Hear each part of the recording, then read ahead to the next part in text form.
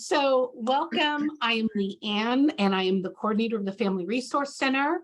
And I'm just so grateful that you all were able to join us tonight for this important webinar about 504 plans.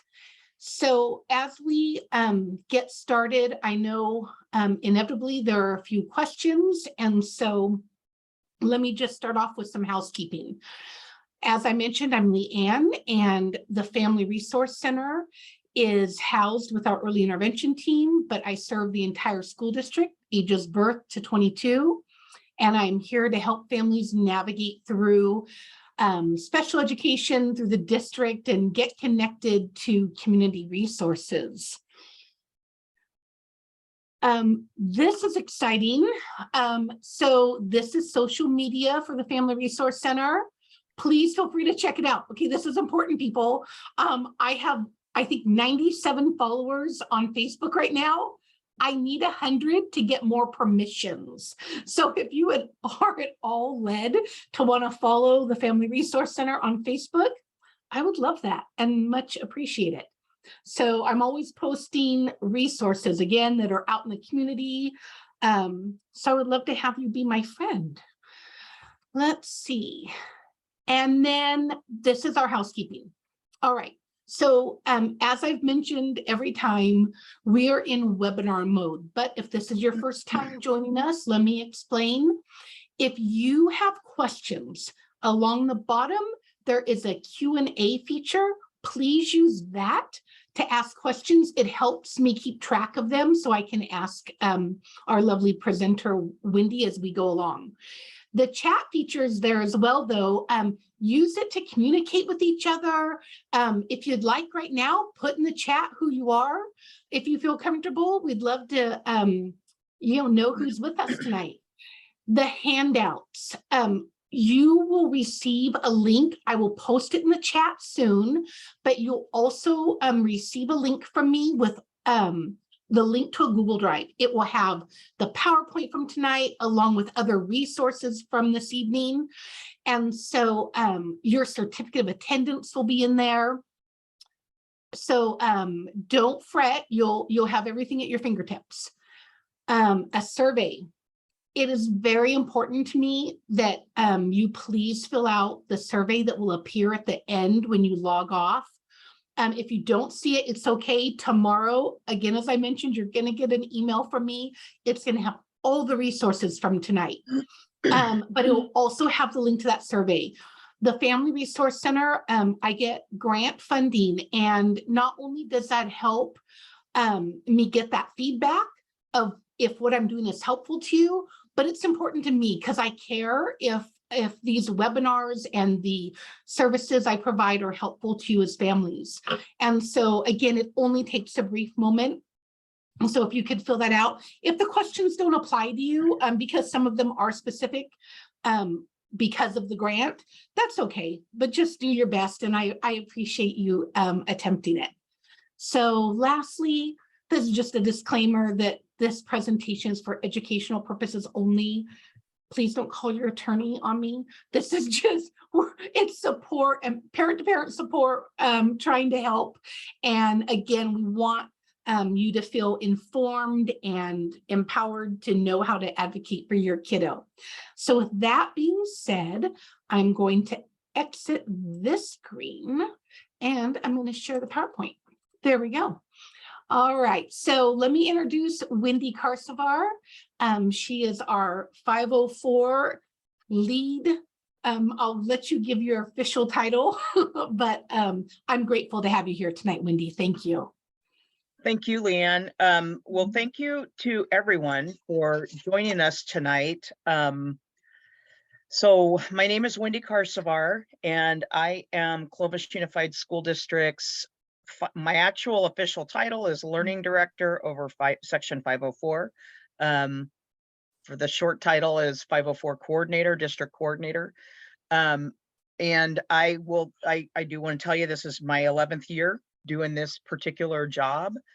And so I am always happy to talk about Section 504 all day long, every day.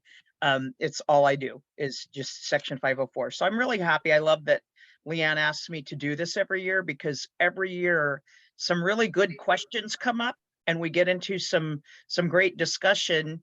And one of the things that has been very interesting to me over the past decade is that we do see some trends through the years. So right now, I will tell you that we are seeing trends that are kind of the post-pandemic, post-lockdown, post-remote learning. So we're seeing some different things that we maybe didn't really see that much prior to the pandemic. So it's very interesting. It's interesting to me. I hope it will be interesting to you. So we're just going to go through the PowerPoint, and what I want to do is I want to make sure that you're able to understand kind of what exactly is a 504 plan, how is it different from an IEP, how there are some things that are similar between a 504 plan and an IEP. But the ultimate thing, where the slide that she has up right now that Leanne is showing us is a 504 is the very first civil rights non-discrimination law specifically to children and people with disabilities. And what it means, and I'll, when we get later into the presentation, kind of towards the end, I will talk about what 504 guarantees and what it doesn't guarantee, because oftentimes there's some misunderstanding around that. But what it really guarantees is non-discrimination. So, you know, we have a whole population of people, not just children, but adults and children in our United States population who live with some sort of disability. And the Americans with Disabilities Act, which is sort of the mothership that guides and rules the federal law that rules over Section 504, says that there can be, it's illegal to discriminate against a person who has a mental or physical disability. So that is kind of our guiding mothership. But if you notice on the little schoolhouse on that infographic there, it says equal opportunity, but not equal outcome. And I will explain that later. Okay. Sorry, Wendy, I'm trying to change slides here. There we go. All right. Okay, so what is a 504 plan? I get asked this a lot. And what a 504 plan is it's a unique plan, unique to the individual student, okay, that has accommodations on it. And in a lot of ways, it does sort of look a little bit like an IEP, because it is supposed to be unique to the individual, okay? But unlike an IEP that can create modifications on the plan, that can sort of change the curriculum specifically to the student's disability, the 504 plan doesn't do that. It provides accommodations, okay? And again, I will describe what accommodations look like a little bit later, but that's what it's intended to do, is to, we always use the phrase level the playing field.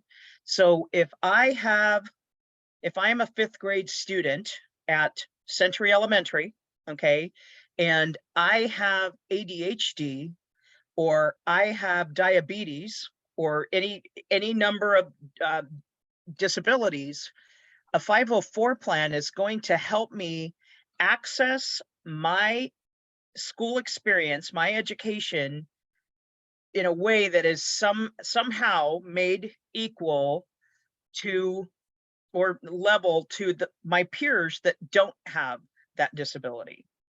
Okay, so hopefully that makes sense, or it will make better sense going on. Okay, so children who have disabilities, but whose disabilities do not interfere with their ability to progress in general education, are not eligible for special education services, but may be entitled to a 504 accommodation plan.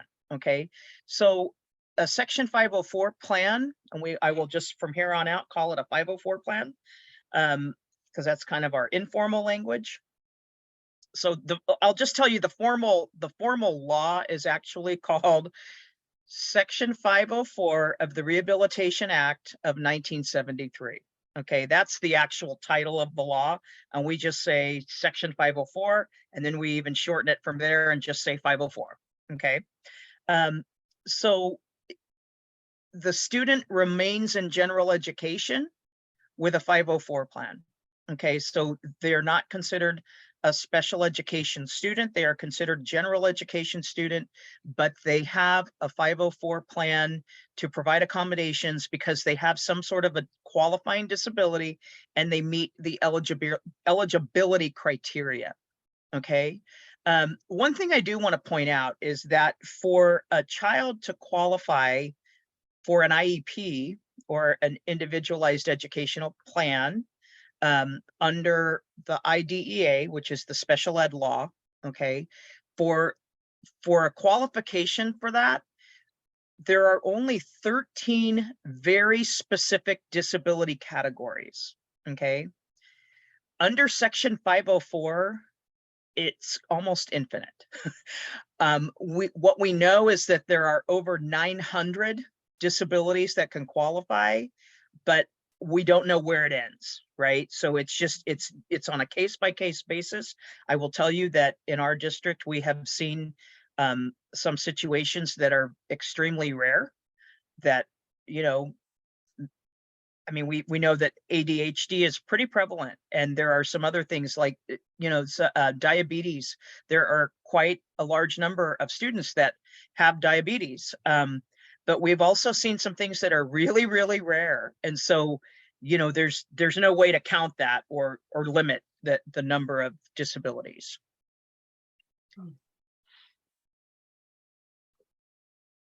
Okay, so once again, the Section 504 federal Section 504 law protects students with disabilities from discrimination. Okay. Mm-hmm. I also do like to point out that I think I mentioned, or I didn't say this yet, but I say this a lot. So Section 504 really lives and operates in what I call a parallel universe to special education. Okay, so we are governed by the same, so the Individual Disabilities Education Act, which we refer to in short as the IDEA, that is the mothership. So we have the ADA mothership, but we also have the IDEA mothership.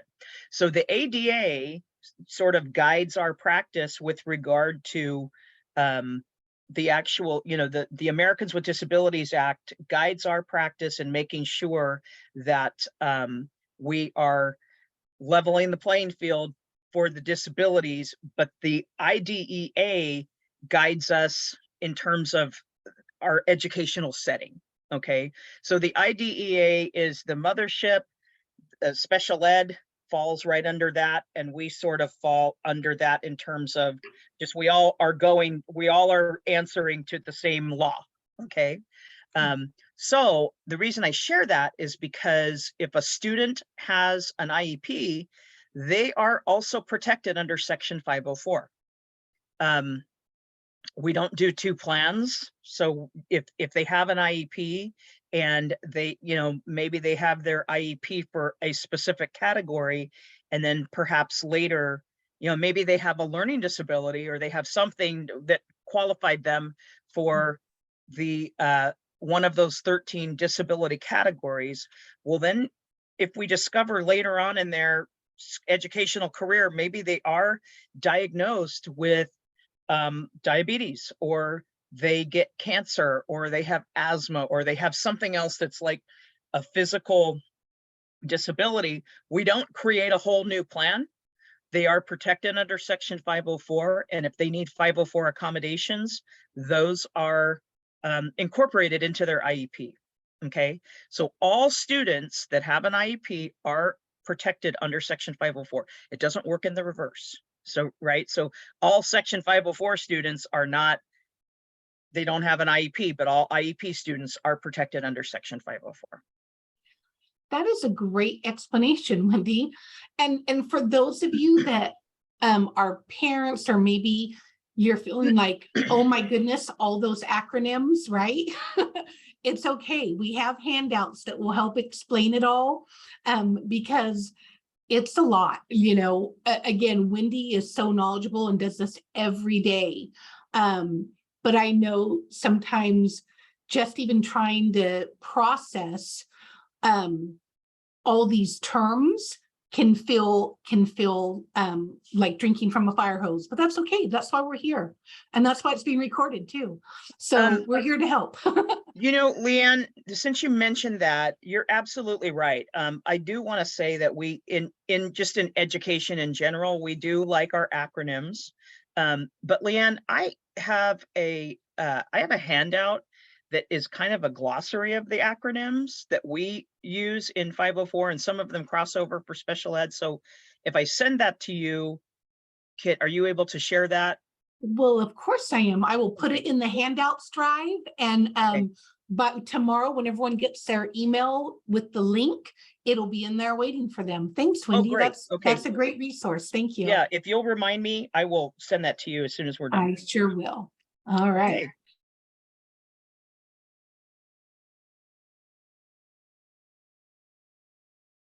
I apologize. I'm trying to, I've got so many things up on my screen.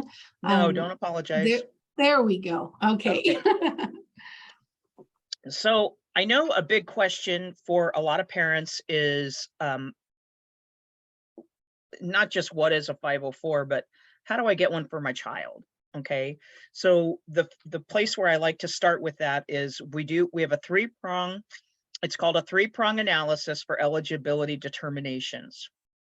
So the child must have a physical or mental impairment that creates a substantial limitation for any major life activity. Okay, so there's three parts to that. So, you know, let's say we have a student who has a disability that could be a qualifying impairment, but we don't see a substantial limitation to a major life activity. They might not necessarily qualify under Section 504. Okay, how do we know?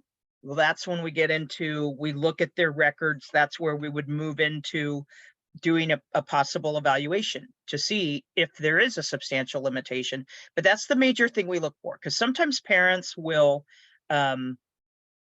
reach out to the school and request, this happens a lot. So a child will get diagnosed by their doctor or by a clinic or something, you know, one of those, like I'm thinking of Cullinan Center, or, you know, there are several doctors that do the formal evaluation, but that is actually a medical evaluation, right? And so then they get a formal diagnosis of ADHD. Then the doctor will tell them, go to the school and get a 504 plan. So then the parent will come to the school and say, my kid needs a 504 plan. He just got diagnosed with ADHD. So then the team will start to look at what's going on with that student. And we do have situations where the child, they're getting great grades, they're performing academically, co-curricularly, socially, they're fine, they're well adjusted. You know, we don't see a substantial limitation.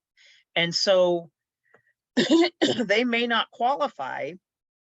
And then sometimes that happens, and sometimes it happens where they don't necessarily qualify because they haven't met the three prongs for eligibility. But then maybe a year later or 2 years later, you know, some things have changed for them. And so we might have to evaluate again. So, and then, you know, I see this all the time. Like we might have a kiddo who maybe they got evaluated in the 3rd grade and they didn't meet the criteria at that time. But then in 4th grade or 5th grade or even 6th grade, they, you know, we've watched them, we kind of track them, see how they're doing and progressing. And then things have changed for them. And then maybe by the 5th or 6th grade, they do qualify. So this isn't it's never a shut door or like, well, they didn't they didn't meet eligibility in the second grade or the third grade or whatever. I mean, we do have kids sometimes in high school that maybe they were evaluated in the sixth grade, and just, things change as the kiddos grow. Like as they're growing up, their bodies change. We know that. And we see it on the education side as well. So that's that three-prong. So Wendy, we've got a couple questions in the chat. Okay. One is, about eligibility. One is, would severe depression be a qualifying eligibility? Absolutely. Yeah, we are Okay. seeing that more and more. We've seen even before the pandemic. So I think of the pandemic as kind of the last 3 years. It really started 3 years ago.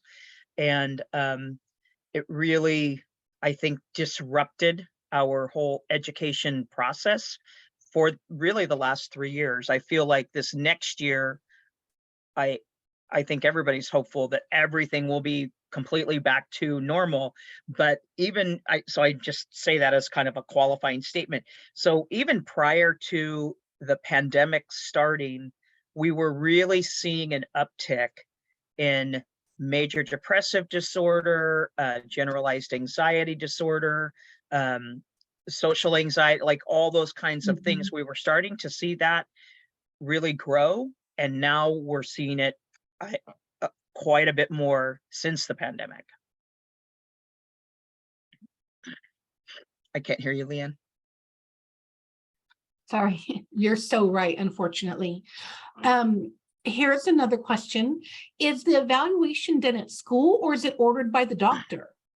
The evaluation is done at school. So the doctor, so I should say yes and both. Okay.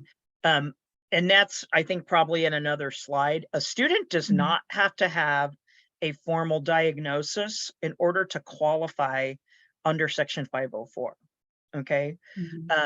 A lot of our kiddos do come with a diagnosis, but we don't require that. The law doesn't allow us to require it to, number one, eval. And that's why we do evaluate, is because we have a team of professionals that it's our job to determine if the student is going to qualify for a 504 plan.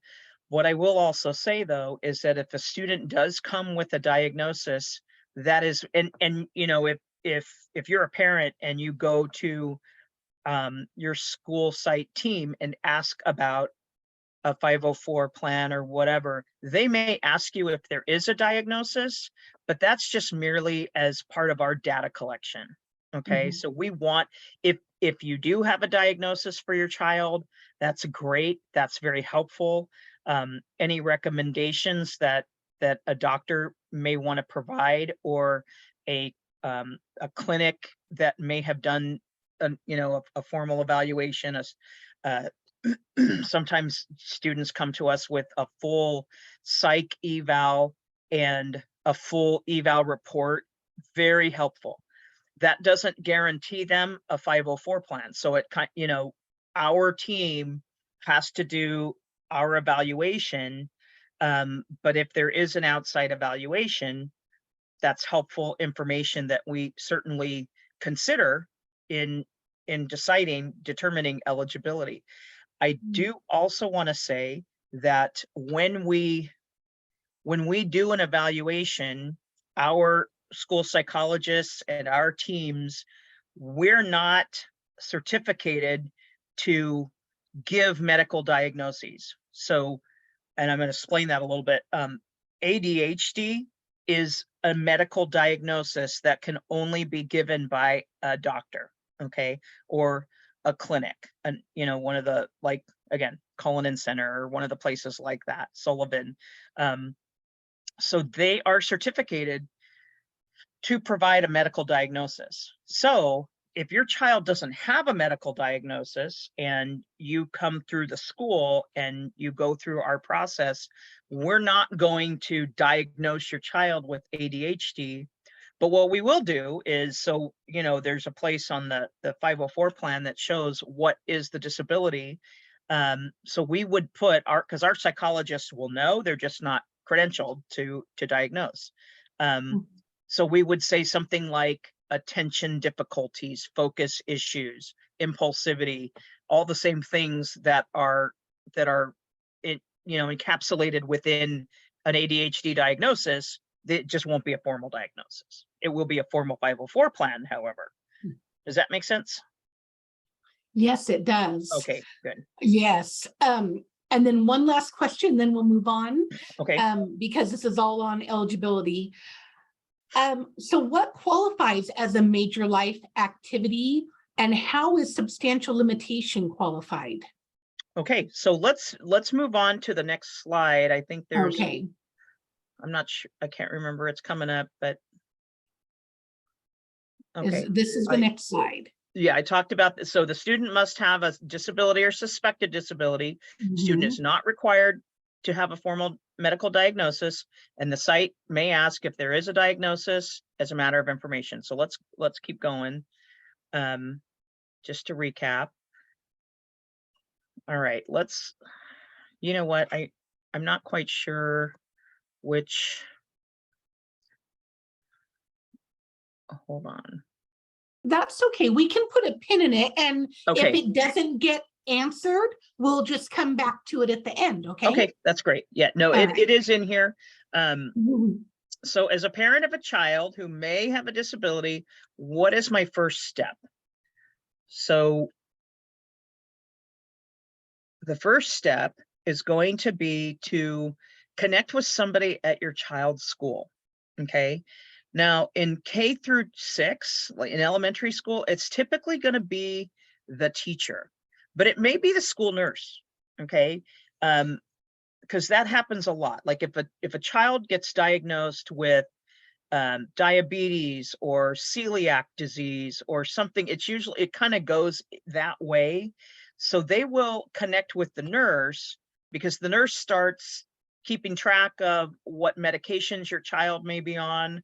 Do they have to take medication at school? So the nurse will sort of get that ball rolling, and then she'll contact the 504 coordinator.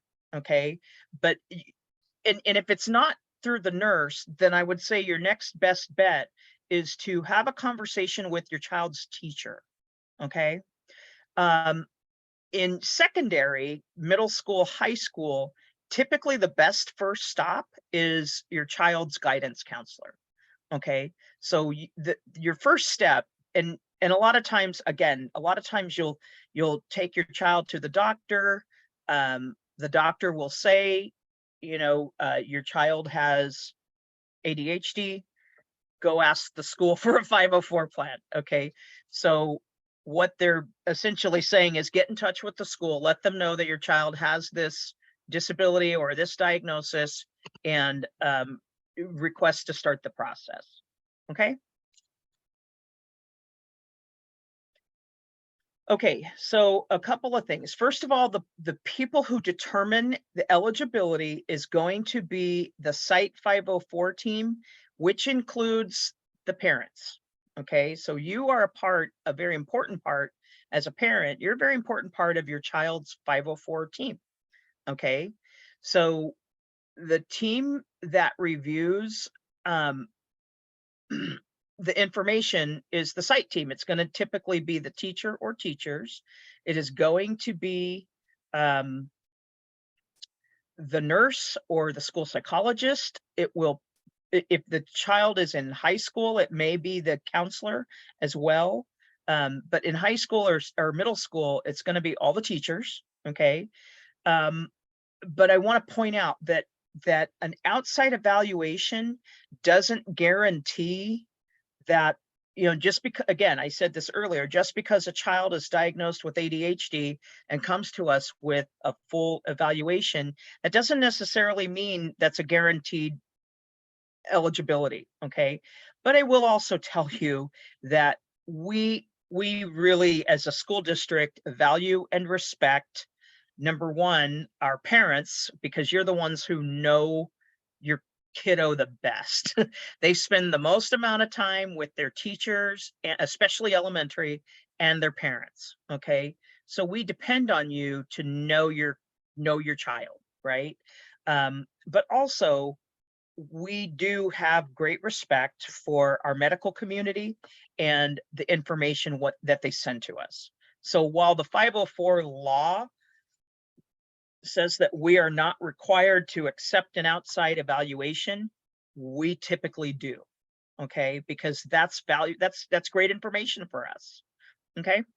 And Wendy, that is so important. And I'm so glad that you explained that, because I know as a parent, it is very difficult to understand the different, quote unquote systems and how they do and don't align.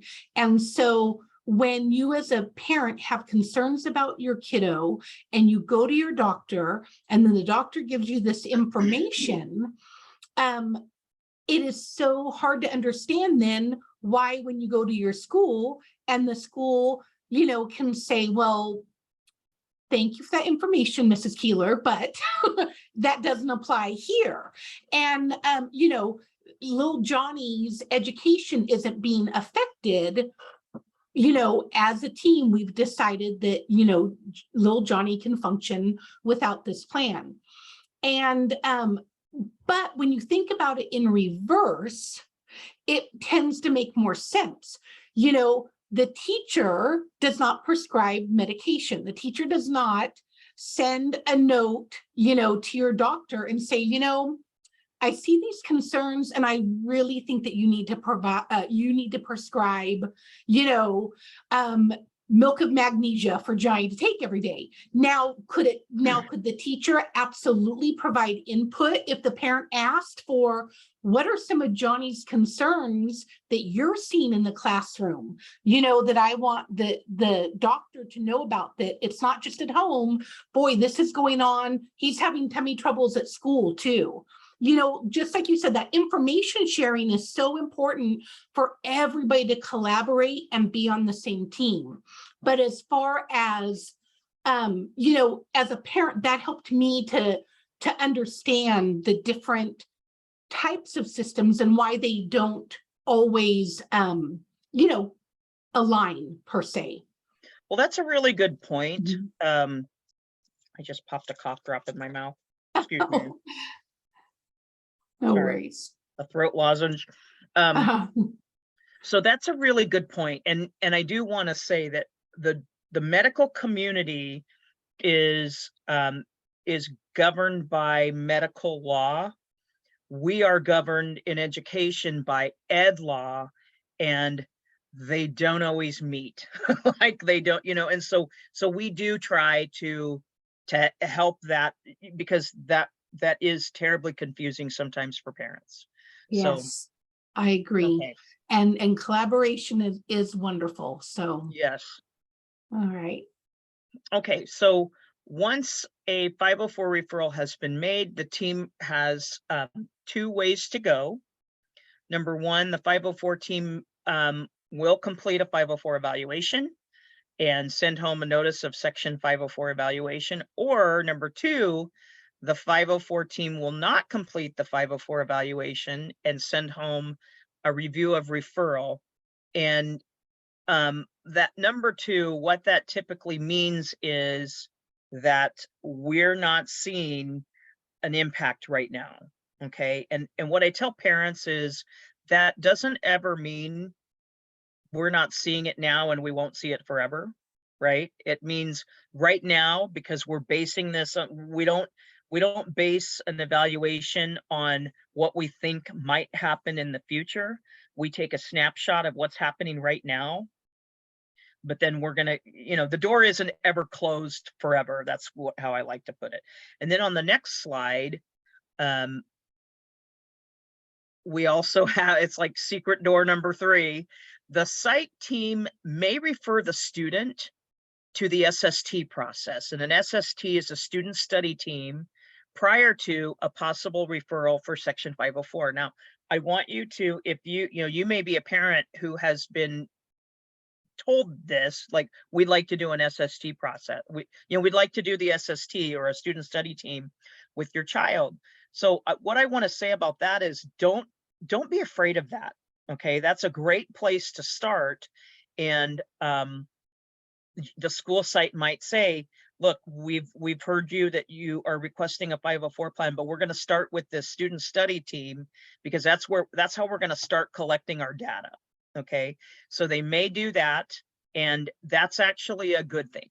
Okay, it doesn't mean it's not going to ultimately end up in a 504. Lots of the student study team processes end up going into a 504 plan. Okay, but it's a great way to start the discussion, and start some interventions and see, like, let's start having a look at what can work and what maybe isn't going to work.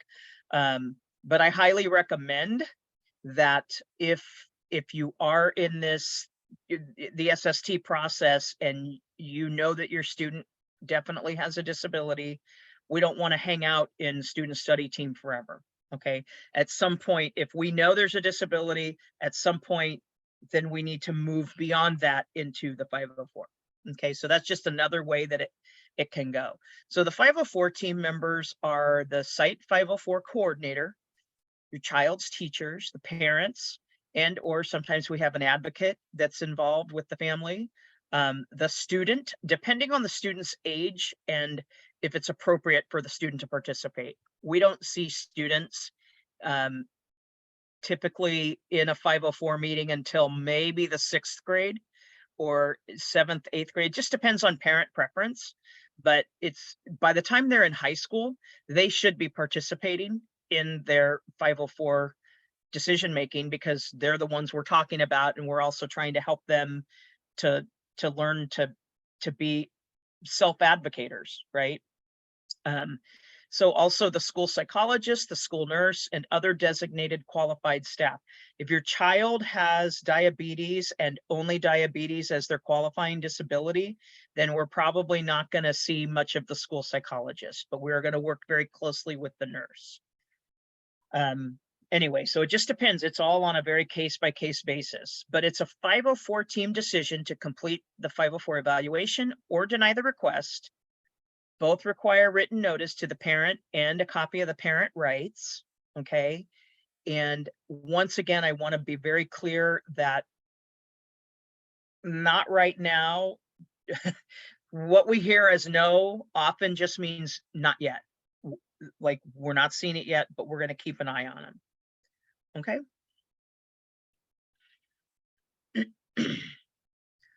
Okay, so once again, medical diagnosis itself is not sufficient to constitute an evaluation or to qualify a student.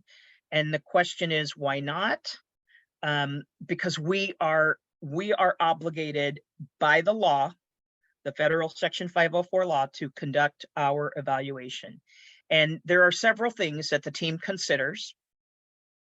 Input from teachers on current performance, input from the parents and the student. We have sometimes in our 504 evaluations, you may be asked to complete surveys, do rating scales. Your child might be asked to do that stuff. Can you go back, Leanne, to that? Yeah, that, okay.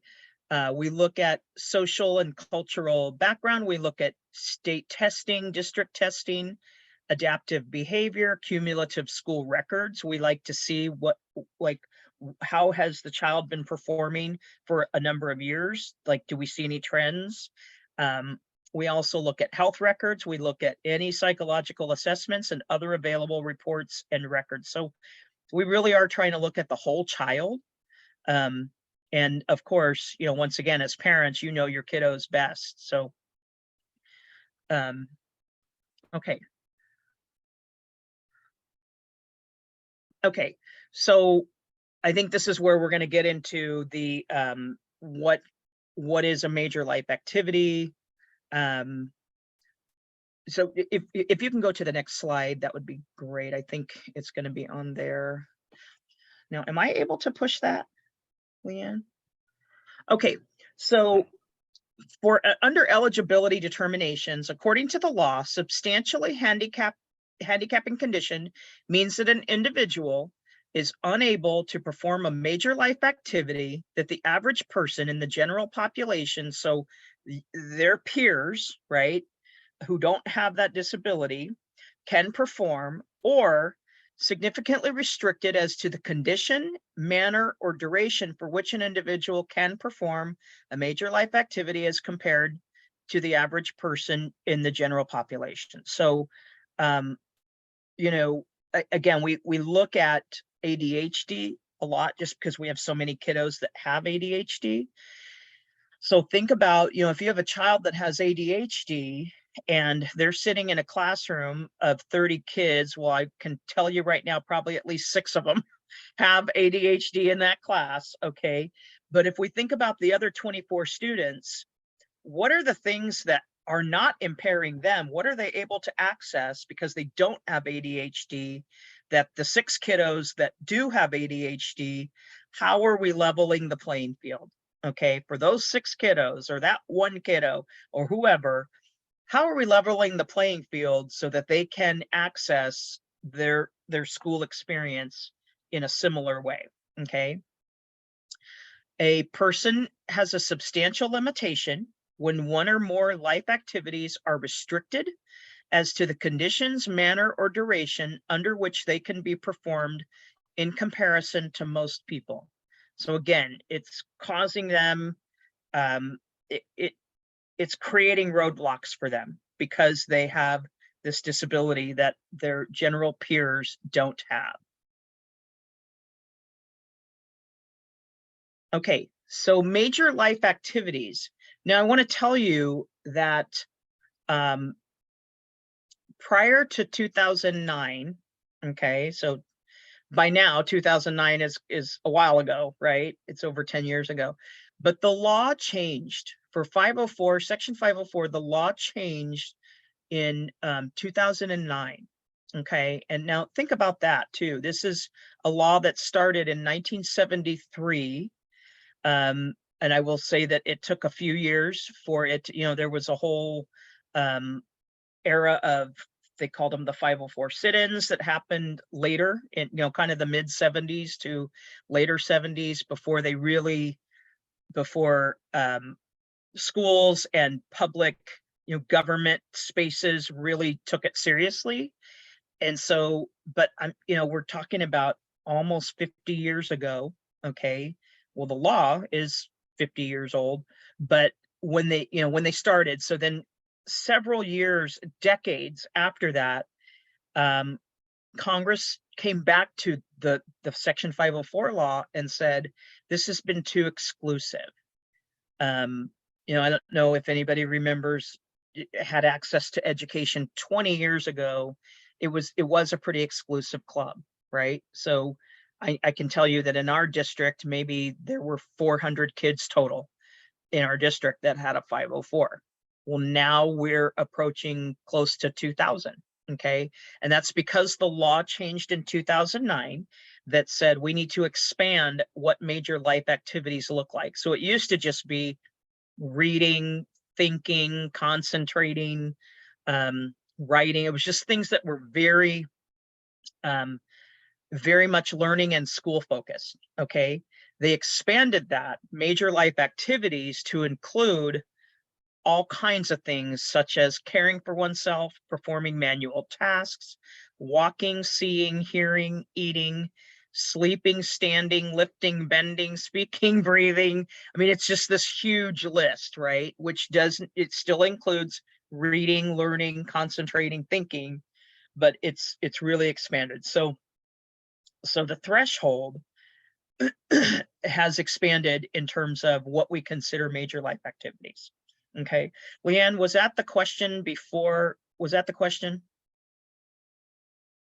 I can't hear you. Sorry, yes, that was the question. Okay. You covered it. So it is pretty broad, what major life activities include. And again, I do, while we're here, I do want to say that if you're going to the school, you know that your child has a disability, they've been diagnosed, or even you suspect, you know, maybe they haven't been diagnosed and you suspect it, but the school doesn't see it, right? And this is kind of where it does get a little difficult, because there are things, you know, there may be, you may be seeing things at home that we don't necessarily see at school. And so that's a really valuable discussion to have. And I think that the best example is, you know, we see a kiddo that is really performing well. They're playing on all the athletic teams throughout the year. You know, they play something every season, and they are in the band, and they're getting all A's, and they're just really this high performing kid. And what we may not know or we don't see at school, I mean, I think of like a lot of our kiddos that have anxiety, you know, they might be going home and you're seeing things at home that we're not seeing at school. Okay. So that's important to sort of bring up that discussion. They may not qualify for a 504 plan because there's nothing we can do for them at school in terms of how do we accomplish, you know, they're accessing their education. But also it's really important to open up that discussion, because there may be some things that we can do to support them with or without a 504 plan, and work with the family, you know, work with you as parents to help, like to partner as a team, again, whether they have a 504 plan or not. Just based on what we're seeing so much of this, like kids are feeling like they're under a lot of pressure. And so it's still, I still think highly valuable to partner with the school. And again, you know, like I said, even if they don't qualify right now, we're keeping our eyes on them, because you know, we want to make sure they're okay, like, and down the line they may qualify. Okay, so do disabilities ensure that the student qualifies for a 504? The answer is no. We evaluate and we look at every case on a case-by-case basis. Okay. But it is a team decision, and whether the child meets eligibility. Now, let's say, I want to say, as an example, you may have gone through the 504 process, or you might be in the middle of a 504 process, or you might have a child that is a potential candidate. Okay. And let's say you go to that initial meeting and the team shows up and they have kind of a drafted 504 plan. And sometimes a parent will say, I thought the decision wasn't made until we're all here. And so, but what I think the reason I share that is because what you need to remember is that the team is coming prepared. That's just a draft, right? So they're coming with a template kind of ready to go, and you are going to participate in that. And there may be things on there that they're starting with that as a team you determine, you know, these two accommodations I don't think are really going to work, but let's try something different. So it's just remember that they're showing up with a draft. They haven't predetermined anything. That is going to be a group discussion and a team discussion about what decisions are made that go on that 504 plan. Okay, so this is really, really important, and we've had this come up a little bit. So there is a part of the 504 law that states that parents cannot choose between 504 and an IEP. Now, what I mean by that is that if, let's say we do a special ed assessment, and we as a school district find that a child is eligible and qualifies for an IEP, okay, under the IDEA for special ed, okay? Parents cannot say, we don't want the special ed, the IEP, can we just have a 504 plan instead, okay? We're required by law to say no. If a parent, like, parents can't just choose between 504 and special ed, because our team has found them eligible under the IDEA for the IEP. That is what we have to offer. They can't opt out of it and default into a 504 plan. Okay.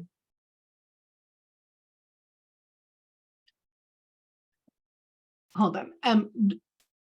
I just want to clarify something. Okay. Again, I'm always listening from a parent lens.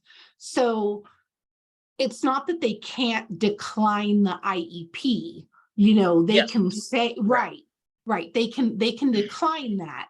But what you're saying, again, you know, as a parent, you know, I had to learn that it's not that the district, we get this a lot in IEP land with a parent saying, you know, maybe their child qualified for an SDC class, okay? And they say, no, we just want speech. We don't want, you know, we don't want full services. We just want this one, you know, and again, just as you said, the district is held accountable that if they've identified that a kiddo has those needs that require an IEP in these services, then parents can say, no, I don't want that, but it's not a pick and choose buffet, right? Because the district's held accountable to provide everything that child has been identified as needing. And so that's where sometimes parents get a little confused, like, so I just want to make sure we clarified that a little bit. Okay. Thank you. Yeah, sure.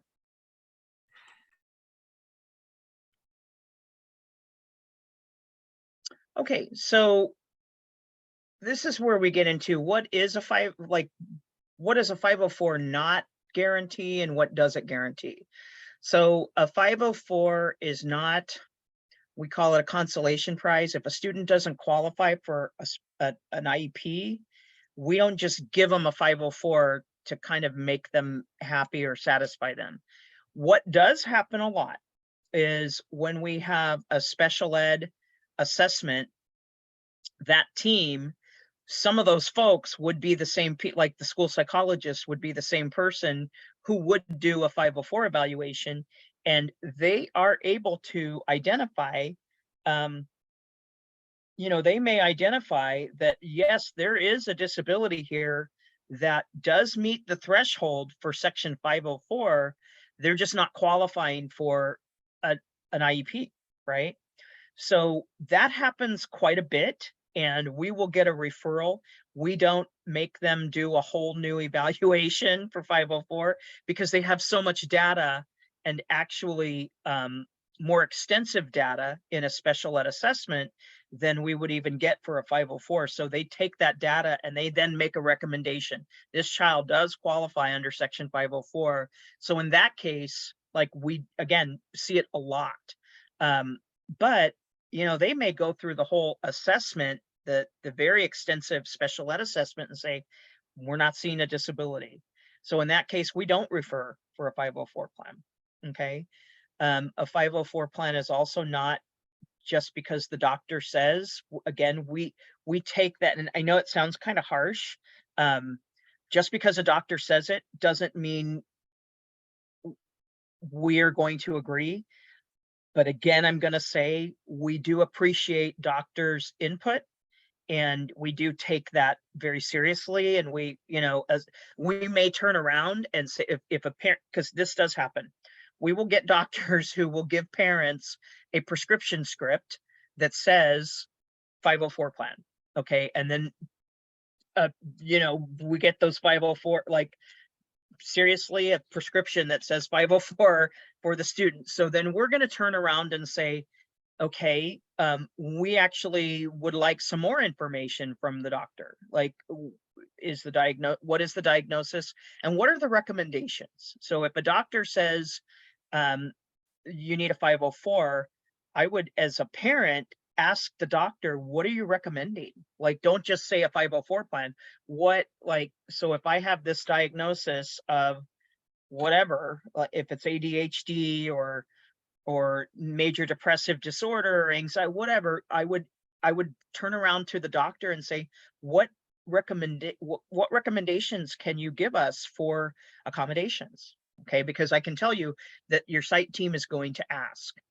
Okay. And it's also not a plan. This third one kind of goes along with the first one. It's not a plan to appease parents. We have a lot of kiddos who are struggling in school for a variety of different reasons, and they don't necessarily have a disability.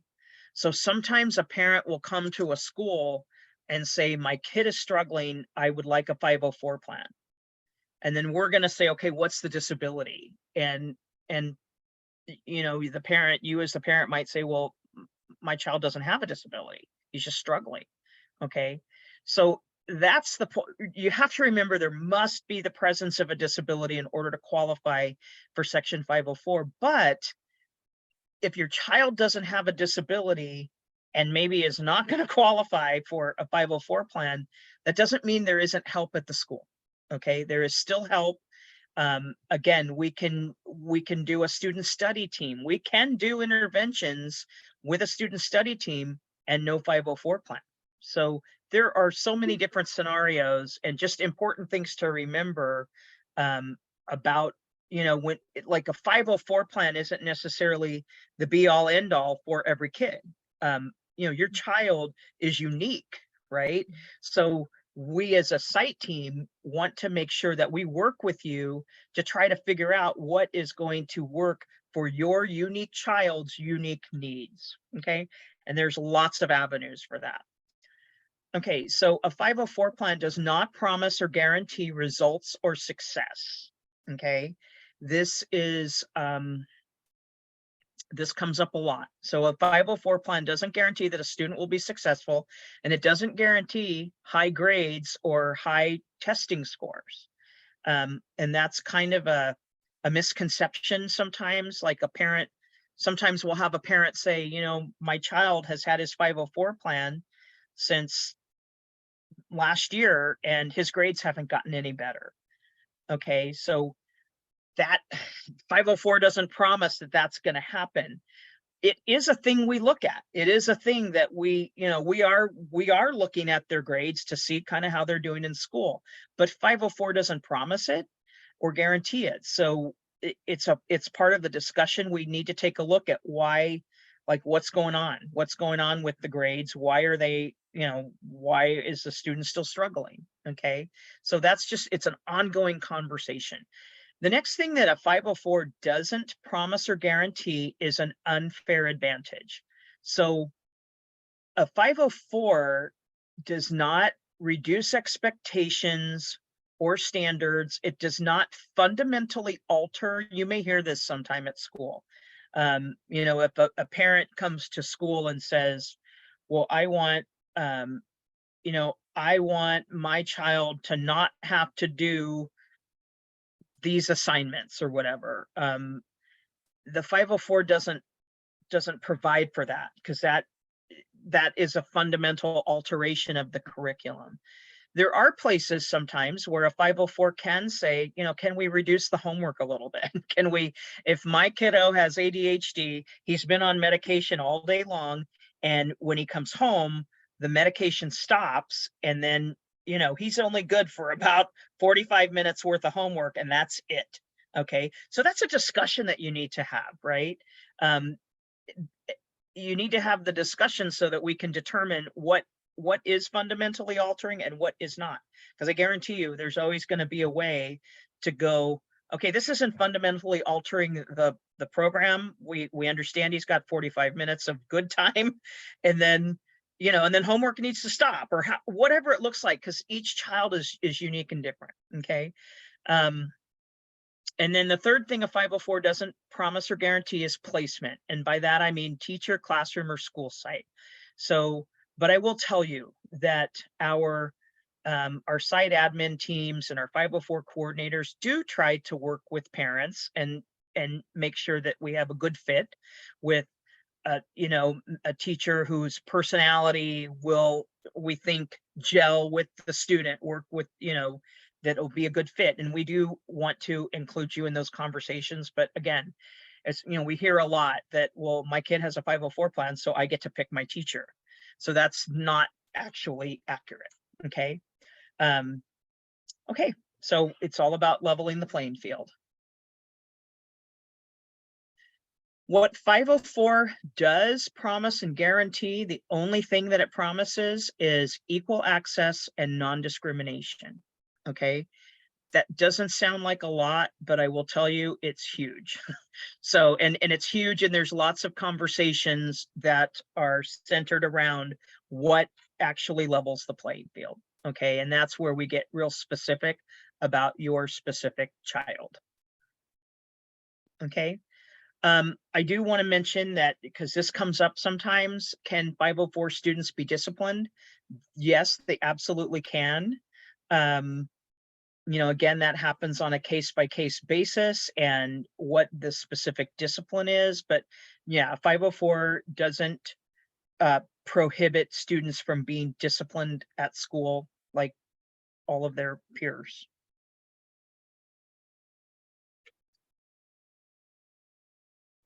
Okay, so I like this little graphic, this chart about how is a 504 plan similar to an IEP and how is it different. Okay, so the main ways in which it is similar is we have to conduct an assessment or an evaluation to get there in the first place. We do hold annual meetings, and we can actually, in both circumstances, hold more than one. You know, we can hold an additional meeting if we need it, right? A parent can at any time say, you know, I feel like we need to, you know, we met last October, but now it's March and these different things are going on, and I would like to bring the team back together. Okay, so that can happen. Sometimes we are able to access, as we don't, 504 doesn't provide direct related services, but we can consult. So, you know, we have several cases where we will have an occupational therapist or a physical therapist or an adaptive PE teacher or somebody from our visual or assistive technology. You know, we consult with them all the time, and that absolutely can happen with a 504 student. And then complaints are made to the Office of Civil Rights. Okay, the main difference, I mean, there's a whole list of differences there. A couple of the main differences are, number one, a 504 plan, you know, where a special ed IEP is really driven by academic progress and growth and goals. Okay, that is not the case under Section 504. So for Section 504, it's just all about the disability. And, you know, there are times where we have students that get really good grades, they have high marks, and they still qualify for a 504 for whatever variety of reasons. Okay. Also on a 504, we really look at accommodations versus modifications. So accommodations are helps or interventions that can happen within the natural curriculum, whereas modifications may fundamentally alter the curriculum. Okay.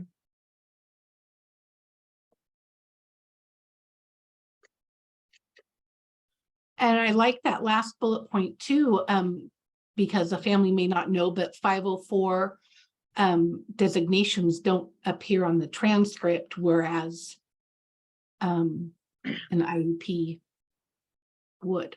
Right. Okay. We have some questions. We do. I was, thank you for pointing that out. I was just going to ask you. The first quick one, well, I'll do two quick ones right now. Is there a timeline that goes along? And this is a frequent flyer question or concern I get from families as well, is that, as you mentioned, sometimes families feel like they could be lingering in that SST land. Is there a timeline for the 504 process like there would be an IEP? Yes. So, excuse me. Once we get into the 504 referral, once we start that process, we really follow, as a district, the same timeline that we do for special ed. So once we once we move from an SST, or once we start not the SST, once we start the 504 process, we do have a 15 plus 60 day timeline. So it can feel like it is taking a long time. That can happen, especially like now in the spring, because there are so many. But that's why I really encourage, if a site is doing an SST process, because the interventions are happening, right? Or they should be. We're trying them. So yeah, once we get started with the 504 process, it is again 15 plus 60 days. Okay. And is there an age requirement for the 504 plan? Mm-mm. No. No. Okay. And the student, so for starters, 504 students will never age out of their 504. Okay, where with an IEP, a student either graduates from high school and the IEP goes away, right? So probably around when they're 18 or around there.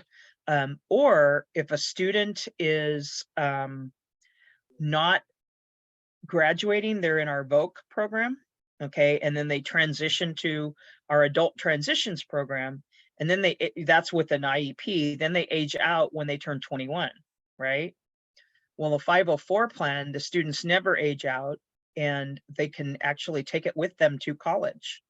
So, and if they are attending a public university or junior college, they will provide accommodations for a student that has 504 plan. Okay, great. One last question. I know I said two, sorry, but You're this fine. is a quick one. This is a quick one too. Have you seen students with epilepsy and absent seizures covered under Section 504? Absolutely. Yes. Okay, so we'll go ahead and let's get back to your slides, because the other ones have a little bit more in depth. Okay. Okay. All right. So we're almost through with the PowerPoint, but I do like to talk about accommodations versus modifications, because they are different. Accommodations, just to remember, do not fundamentally alter or lower a course standard. So sometimes that looks like student gets to take frequent breaks, especially like if they have ADHD, or breaks are great for a lot of different kiddos. Like, maybe they need a brain break, or maybe they need to, especially on those long extended periods of the school blocks or whatever, they need to get up and move, at frequent intervals or whatever. That's really helpful. And that's not altering the curriculum. Okay. Also, accommodations are not reflected on grades or the student's transcript. Okay. Well, let's see here. I wanted to ask you a question real quick too. Okay. So, you talked about the timeline and how families can be in the SST, and then it changed, to the 504. Can parents request, if the site has said, we want to do an SST process for, let's say, 4 months and see how things are going. In special ed land, right? If a parent puts in a written request, that activates things. Okay, the school has to respond one way or the other, that yes, they're going to proceed, or no, they're not. But what does that look like in 504 world? The same it's thing. The same. Yeah, it is. Okay. So, because again, I feel like parents get confused about that a lot. Also, I've noticed that some of the sites have a 504 coordinator listed on their website. And again, I know this presentation, we have people joining us that are not in Clovis Unified, but really in any district, this would be true. Sometimes the school website will list, 504 coordinator. Others don't. But if they do, would a parent reach out to that person as a starting point or not? Is it always? Absolutely. Yeah. Okay. If it's on their website and you're able to Mhm. access that, you can absolutely connect with them. I would always say though, especially if they're in elementary school, really the best first contact is their teacher, because that's who's with them every day, and the teacher can guide you. But you can certainly reach out to the GIS or vice principal. You can reach out to the coordinator if you are able to access who that person is easily on their, if not, you can ask the teacher. But I definitely say start with the teacher. I think that's the quickest and cleanest. Great advice. Okay. Okay, so continuing on with examples of accommodations, we have accommodations related to communication. Sometimes one of the things I see a lot is that we just need sometimes a system.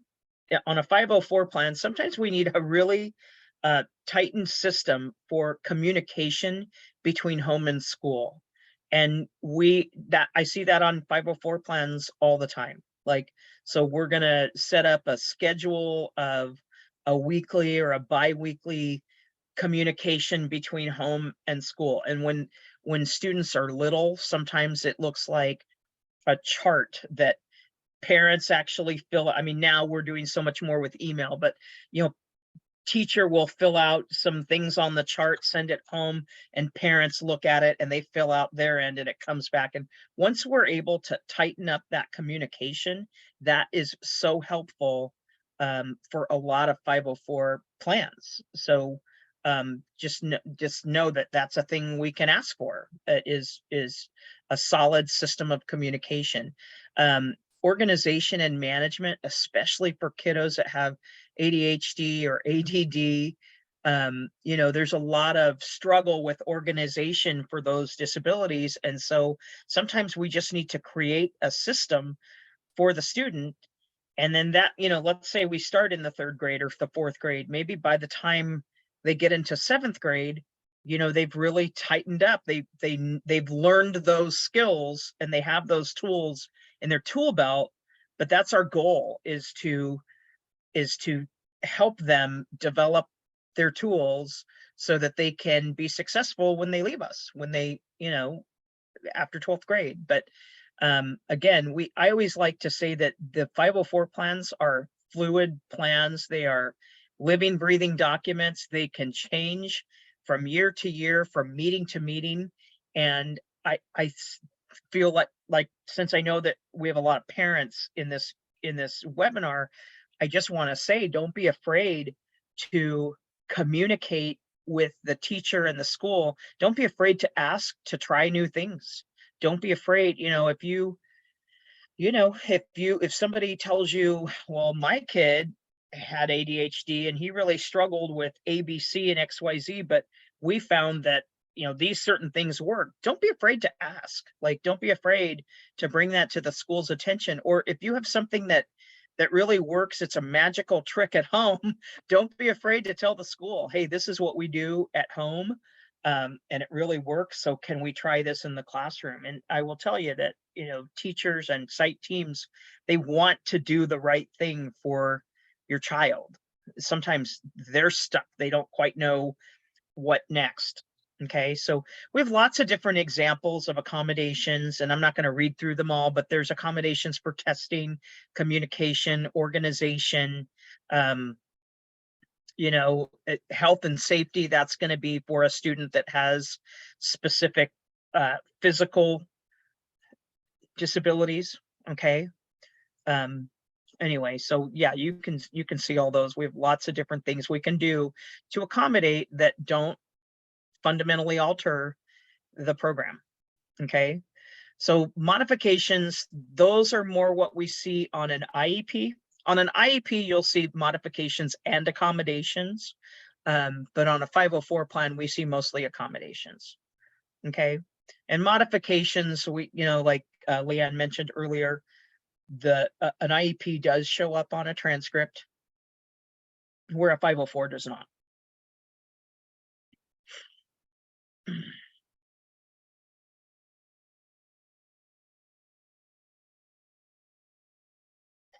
Sorry, I couldn't figure out how to unmute myself and stop sharing my screen. All right. So let me ask a few questions too. Okay. Because this was a lot of information, good information. Thank you, Wendy. But as a parent, they may be sitting there scratching their head and thinking, one of the, I think, fundamental questions I might have as a parent is, how do I even know if I'm requesting an IEP assessment or a 504 assessment?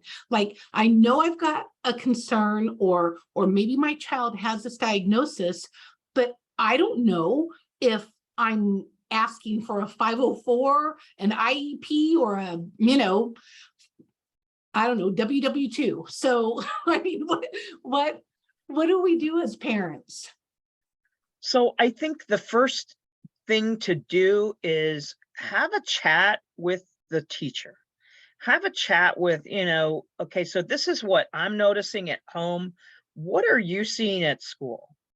And I will say that sometimes we might think, okay, I know my child has ADHD, but he's really struggling. Is there something more? Is there something more going on? I would always say, like, start with the teacher and just have that conversation about, like, I think my child maybe needs to be evaluated. So where do we start?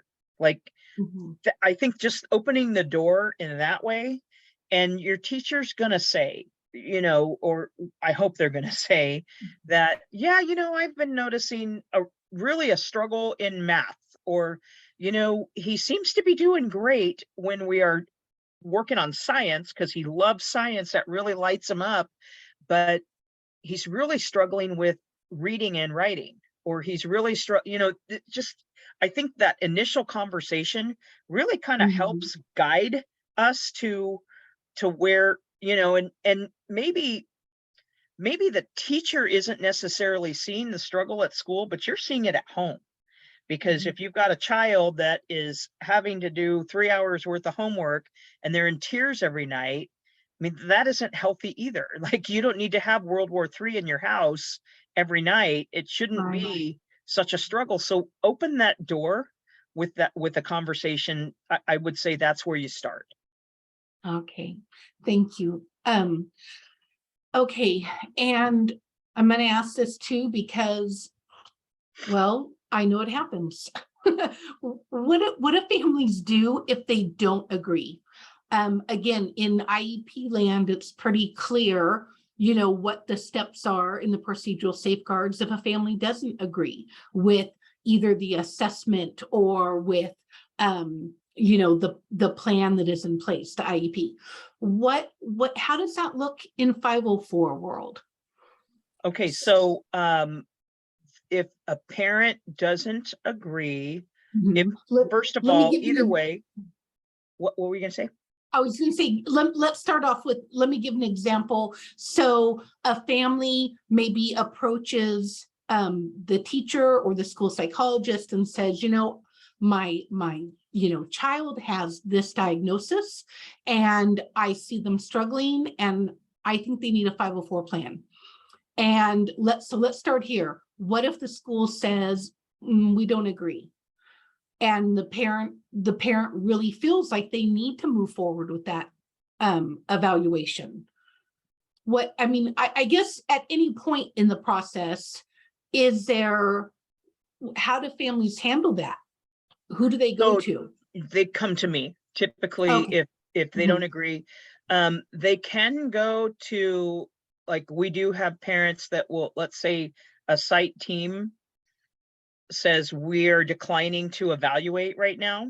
Mhm. because we're not seeing a significant impact, then I would say the first next step would be to contact, especially if it's elementary, contact the principal, okay? Okay. And ask the principal to intervene or take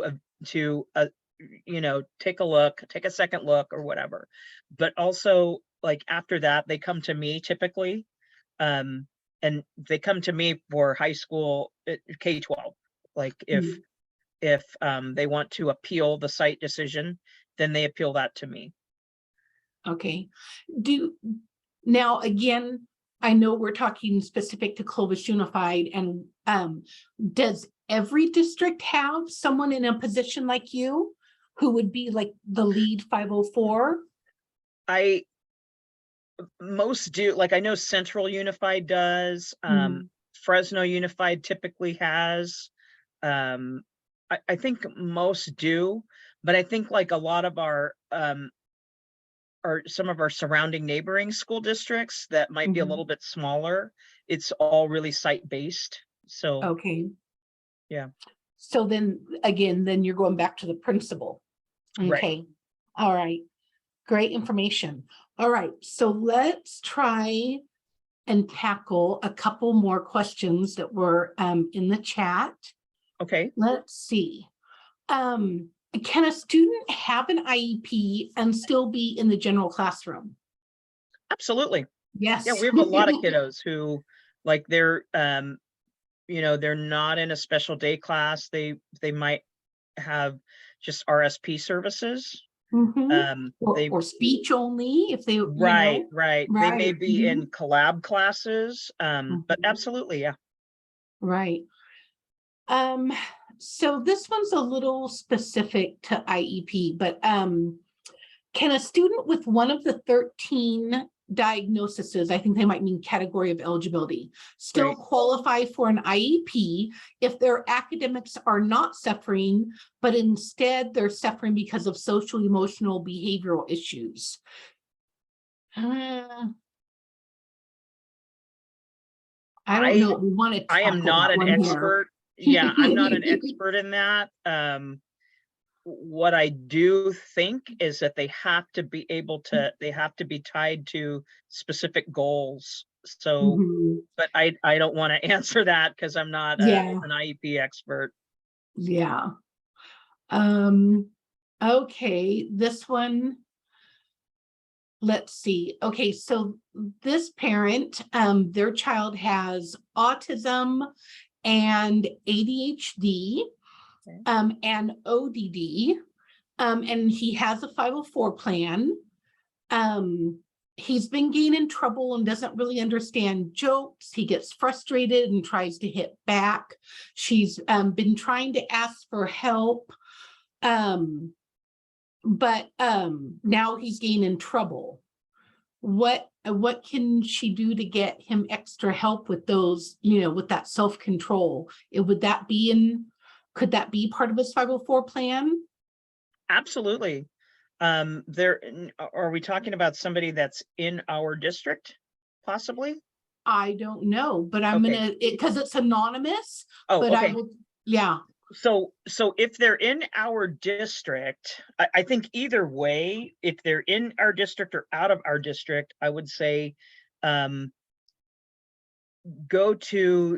try to work with the site 504 coordinator, since you already have a 504 plan, work with the teacher and the school psychologist, and we might want to develop a behavior support plan for that student. Mhm.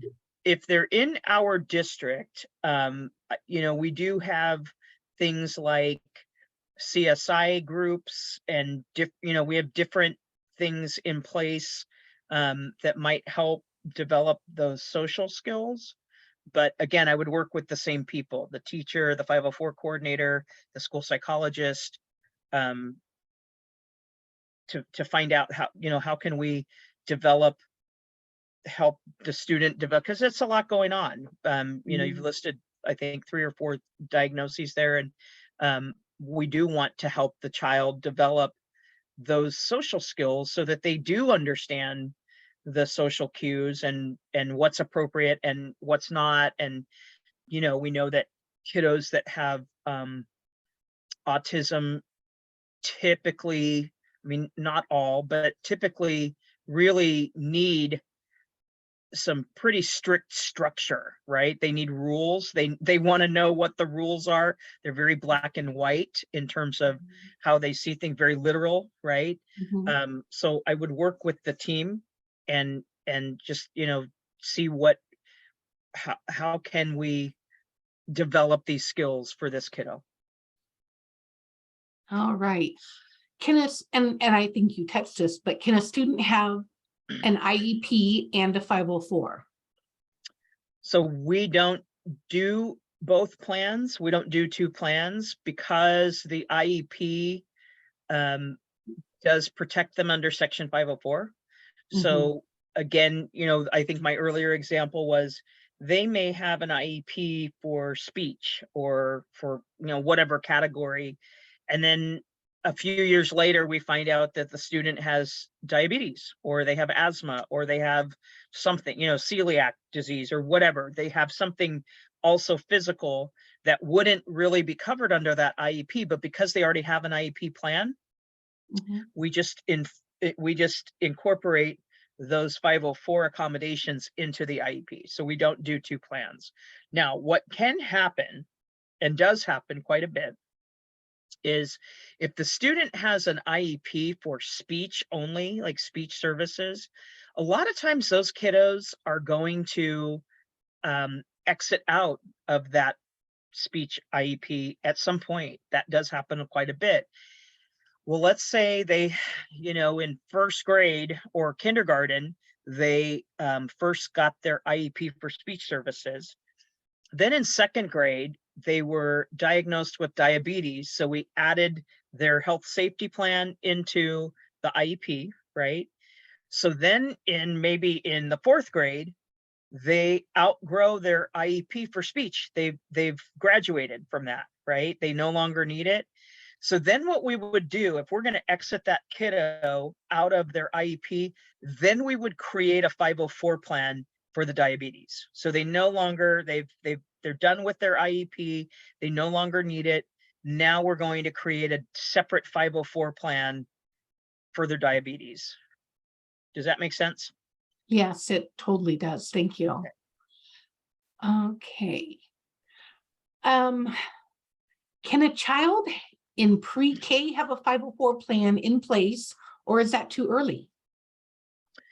It's a little bit early, but I will tell you, we have a couple of situations right now with kiddos that have a 504 because they have some pretty severe health issues.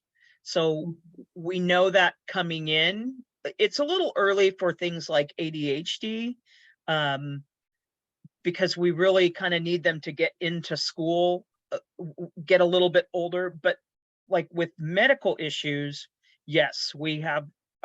We do currently have a couple of 504 kiddos that are pre-K that have medical issues. So yeah, Oh, it can happen. okay. Oh, this is a good question. Should you or could you have a transition 504 meeting either at the end of the school year with the next year's teacher or at the beginning of the school year?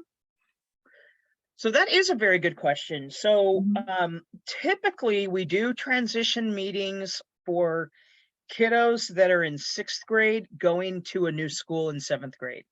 Okay. And we do sometimes have them, like, depending on where the student is, sometimes we have them for eighth grade going to ninth grade. Anytime they're transitioning to a new school year, um, depending on the depending on the disability. So I can tell you that, like, for the students that have some severe medical issues, they try to hold those meetings either the week before school starts or like right early on in the school year. Those extreme medical cases, they will hold those early. So they don't necessarily need to hold those before the school year. If we're going from fourth grade to fifth grade, really not necessary because the school is aware of the child. So we don't require transition meetings in that case, but we do ask them to hold the meetings early in the year for like specific cases such as extreme medical needs or whatever. You as a parent, you are certainly welcome to request that. You can request that, if you'd like to meet the teacher early on, especially if, that I think is really helpful in cases where we do have students that have autism and transitions are difficult. So, or if a student has, not just autism, but it could be a student that has some pretty severe OCD that really struggles with transitions, that might be a great thing to if it's difficult at the end of the year because there's so much going on, so it might be hard to pull a meeting together. But if you can do that, I think it's always a great idea if you can have the current teacher and the next year's teacher, in kind of a safe environment to help the child to know that, I'm handing you off, but you're going to be good. You're going to be safe. It's going to be okay. Right. I know we're just a few minutes after 8 o'clock. And so if for those of you that have to leave, thank you for joining us tonight. And again, you will receive an email from me tomorrow with all of the resources for tonight. So please don't feel like you have to search for it. You'll be getting it directly from me. But for those of you who'd like to stay on a couple more minutes, there's just a few more questions, if you're okay with that, Wendy, that Absolutely. we'll try and tackle. All right, thank you. Okay. Let's do it. All right. So can a 504 plan include RSP services? No. No. I had to think about that a minute. No, yeah. Yeah, no, RSP services are part of an IEP, not a 504. Correct. Okay. So, this is an IEP question too. So I'm going to give the disclaimer that we're not going to tackle IEP questions in this webinar, but you are welcome to email me at the Family Resource Center.